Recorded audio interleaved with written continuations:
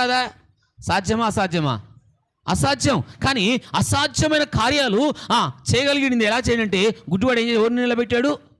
యేసును నిలబెట్టాడు. ఈ సంవత్సరంలో ఏ సమస్య అయితే నువ్వు జయించలేకపోతున్నావో, ఎదుర్కోలేకపోతున్నావో, ఆ సమస్యలో నువ్వు జయం పొందుకోవాలంటే యేసును నిలబెట్టు. అసాధ్యమైన కార్యాలు జరుగుతాయి. అర్థమవుతుందా? మనుషుల వల్ల జరగని కార్యాలు, మనుషులు చేయలేని కార్యాలు సృష్టికర్తని యేసు నిలబడినప్పుడు ఆ గుడ్డివాడు ఏమైపోయాడు? ఏం పొందాడు? అది అసాధ్యం. డాక్టర్ల వల్ల కాదంది. ఇప్పుడు చెప్పాను కదా, డాక్టర్లు కూడా కాదన్నారు. యేసు మాత్రమే బాగు చేశాడని చెప్తున్నాను మీకు. ఆ రోజు చేశాడు, ఈ రోజు కూడా చేస్తున్నాడు ప్రభు.